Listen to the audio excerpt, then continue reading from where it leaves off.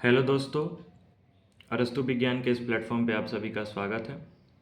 हम लोग UGC net environmental science का टॉपिक देख रहे हैं। आज के लेक्चर में हम लोग यूनिट 8 का टॉपिक ई वेस्ट, जिसको हम लोग इलेक्ट्रॉनिक मैनेजमेंट रूल्स भी कहते हैं, उसको डिटेल में जानेंगे। साथ में और भी कुछ देखेंगे। तो आइए आज हम लोग 13 रूल्स को देखते हैं। इसका इस्टेब्लिश भी 2016 1 अक्टूबर को किया गया था। अब ई वेस्ट होता क्या है?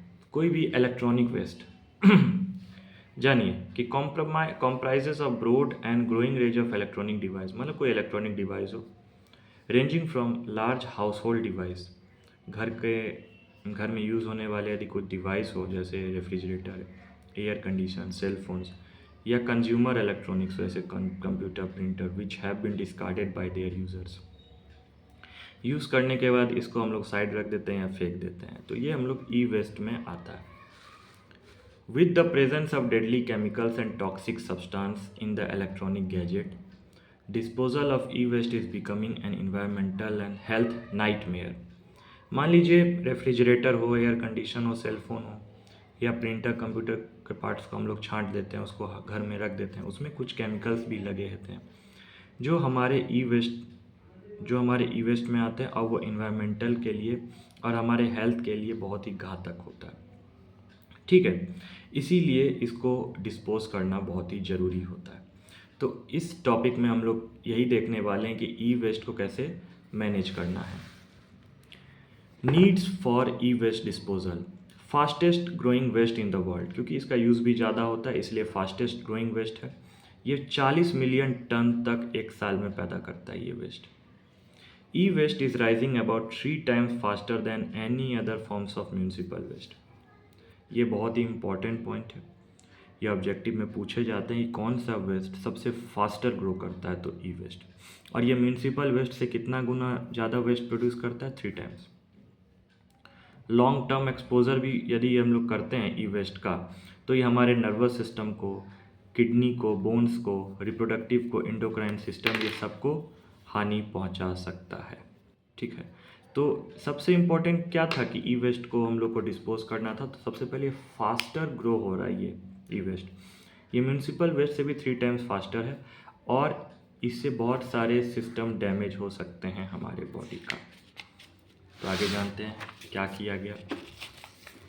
तो ई वेस्ट मैनेजमेंट रूल्स में बहुत सारे पॉइंट आए, तो उसको हम लोग डिटेल में जानते हैं। साइलेंट फीचर्स, स्टेक होल्डर्स जैसे मैन्युफैक्चरर जो बनाते हैं इलेक्ट्रॉनिक डिवाइस, डीलर जो डील करते हैं, बेचवाते हैं, प्रोड्यूसर, रिस्पॉन्सिबिलिटी ऑर्गेनाइजेशन, उनको रिस्पॉन्सिबिलिटी लेना होगा for collection, channelisation of e waste generated from the end of life of their product. मतलब वो बन गया, बनने के बाद कैसे यूज़ हुआ, और जब उसका लाइफ ख़त्म हो रहा है तो उसको हम लोग कैसे डिस्पोज कर सकें, कैसे उसको मैनेज करके रख सकें, सब कुछ किसको देखना पड़ेगा? इन सभी को। ठीक है, it covers compact fluorescence lamp and mercury lamp. ठीक है, ये जो ई वेस्ट जो होता है ना, ये इन सब से भी निकलते हैं। ठीक है, अब मरकरी तो बॉडी के लिए कितना घातक है, फ्लोरेसेंट लैम्प भी घातक है जो लाइट प्रोड्यूस करता है। It permit the producer to charge an additional amount as a deposit at the time of sale of the electrical and electronic equipment. At the end of life, consumer can return the equipment and get back the deposit amount along with interest। होता क्या है, मान लीजिए होना चाहिए, जो कि आजकल नहीं होता है। आप कहीं से कोई सामान खरीदते हैं तो इनका कहना है कि आप एडिशनल अमाउंट डिपॉजिट कर दीजिए, हम ये सामान लेके जा रहे हैं। ठीक है, तो आप जिससे सामान खरीदें उसको एडिशनल अमाउंट दे दीजिए, जब उसका यूज़ हो जाए उसको वही सामान पहुंचा दीजिए और उससे वो एडिशनल अमाउंट वापस ले लीजिए। ठीक है, होता क्या है कि जो ये बना रहा है इंस्ट्रूमेंट, या जो इसको प्रोड्यूस कर रहा है, जो मैन्युफैक्चर कर रहा है, वो इसको फिर से नया तैयार कर सके या इसका दूसरा यूज़ में हेल्प कर सके। जैसे एग्जांपल, ऑटोमोबाइल वर्कशॉप पे certain amount for the used battery. मान लीजिए आपके घर में बैटरी है, आपका उसका यूज़ हो चुका है, तो आप उसको क्या करते हो, उसको जाके बेच दीजिए, उसका वो कुछ पेमेंट आपको दे देगा, या उसके जगह पे कुछ नए बैटरी दे देगा। नए बैटरी, पुराने बैटरी को आप मत रखिए, उसका एसिड भी ख़राब होता है, उसमें जंग लग जाता है, तो आपके घर के लिए हानि पहुँचाएगा वो। It provide option for e waste exchange. आप देखते हैं कि आपका यदि मोबाइल पुराना हो गया है तो आप पुराने मोबाइल को दे के कुछ पैसा ला के नया मोबाइल ले सकते हैं, ठीक है, कोई भी इंस्ट्रूमेंट, तो वो एक्सचेंज में आपका मदद करता है। It has given responsibility to the dealer for collecting and channelising the e waste on behalf of the producer. ये रिस्पॉन्सिबिलिटी भी आपको लेना पड़ेगा डीलर को कि जो कलेक्टिंग करे, चैनलाइज करे कि किसको कैसे रखना है, कैसे उसको आगे ले जाना है on the behalf of producer. The state government has given power to ensure safety, health, and skill development of the worker involved in dismantling and recycling operation। ये हमारे राज्य सरकार का हाथ में है कि वो पावर दे, सेफ्टी प्रोवाइड करे, वर्कर को स्किल दे कि कैसे वो इंस्ट्रूमेंट को डिसमेंटलिंग भी करे, उसका फिर से दोबारा यूज़ करने के लायक बनाए, ठीक है। ये सब कौन देखता है? State government. The existing and upcoming industrial park, state industrial cluster should allot place for e-waste dismantling and recycling process। और एक और रूल भी आता है कि ये सब चीज़ करने के लिए आप उनको एक जगह प्रोवाइड करें, चाहे इंडस्ट्रियल पार्क हो, स्टेट हो या इंडस्ट्रियल क्लस्टर एरिया हो, जहाँ पे ये सब काम वो हेल्थ वर्कर कर सके। जैसे बड़े बड़े फैक्ट्री होते हैं, गोडाउन होते हैं, वहाँ पे ये सब काम किया जाता है। तो ये ई वेस्ट मैनेजमेंट का रूल्स है जो भारत सरकार द्वारा लागू किया गया है 2016 के अंतर्गत, ठीक है। इसको आप लोग ध्यान से देख लीजिए, इसको आप नोट्स भी बनाइए। अब हम लोग आगे देखते हैं एक दूसरे वेस्ट के बारे में, जो construction and demolition waste management rules. इसका भी इस्टेब्लिश 2016 में हुआ था। अब कंस्ट्रक्शन एंड डिमोलिशन क्या है? Waste material that is produced in the process of construction, renovation और डिमोलेशन ऑफ स्ट्रक्चर। मान लीजिए कहीं आप घर बना रहे हो, फैक्ट्री बना रहे हो, तो उसको बनाने में, उसको नया करने में, रिनोवेशन करने में या तोड़ के फिर से बनाने में, और टूटा हुआ स्ट्रक्चर, उन सबको एक जगह इकट्ठा करके उसको पार लगाना, कहने का मतलब, ठीक है। तो उससे भी तो वेस्ट मटेरियल हमारे पास आता है, तो उसको एक जगह सुरक्षित रख देना या उसको डिकम्पोज करना, इस प्रोसेस को कंस्ट्रक्शन या डिमोलिशन कहते हैं।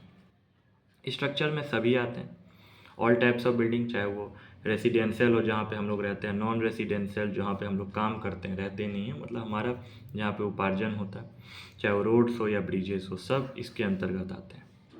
कंपोनेंट क्या क्या यूज़ करते हैं भाई कंस्ट्रक्शन एंड डिमोलेशन डेब्रिज में? कंक्रीट, जैसे सीमेंट, बालू, मिट्टी, ये सब होता है ना, concrete, asphalt, would, metal, gypsum, roofing, ये सब सामान हम लोग यूज़ करते हैं। डिमोलेशन का मतलब होता है तोड़ के हटा देना, means the removal of a building और पोर्शन। पर्पस क्या होता है?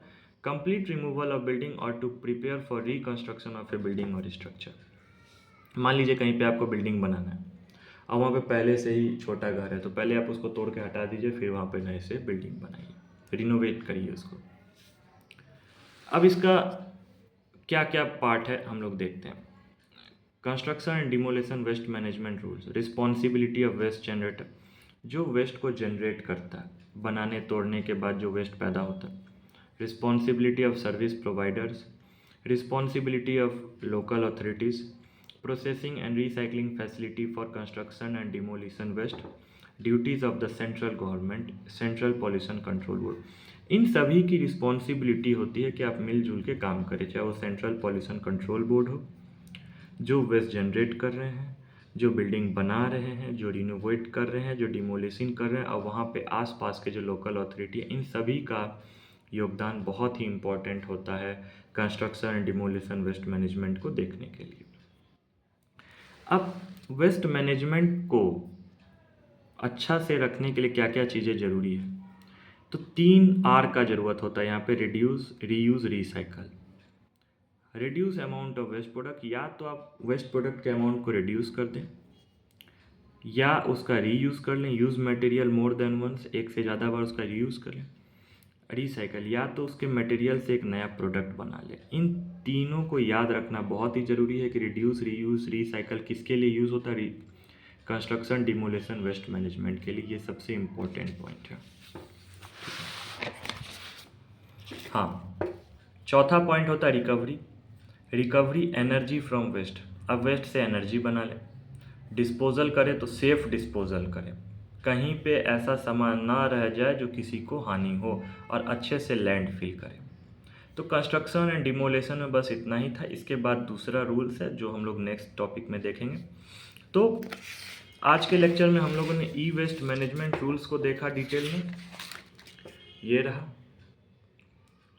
और मैं कोशिश करता हूँ कि ये नोट्स आपके पास अच्छे से पहुँचे, आप इसका अच्छे से नोट्स बनाएं, इसीलिए मैं कुछ कुछ देर ऐसे ही रख दे रहा हूँ।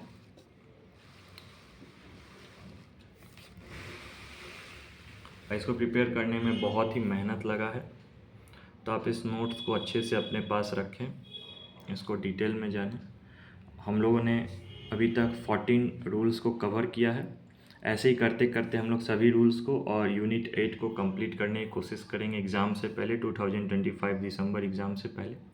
ठीक है, मैं आपको बता दूं, ये जो भी लेक्चर मैं आप लोग के बीच लेके आ रहा हूँ, ये यूजीसी नेट में तो आपको हेल्प करेगा ही, साथ ही यदि आप कोई भी स्टेट गवर्नमेंट का एग्ज़ाम दे रहे हैं या यूनिवर्सिटी लेवल पे, तो वहाँ पे भी ये आपको बहुत ही हेल्प करने वाला है। गेट के एग्ज़ाम में भी आपको हेल्प करेगा, या किसी भी साइंटिफिक ऑफिसर का भी एग्ज़ाम दे रहे तो वहाँ पे ये आपको हेल्प करने वाला है इन्वायरमेंटल से रिलेटेड। ठीक है, तो आप मुझे कमेंट में बताएं आपको ये लेक्चर कैसा लगा। लाइक करें, सब्सक्राइब करें, शेयर करें। मिलते हैं नेक्स्ट लेक्चर में। Thank you.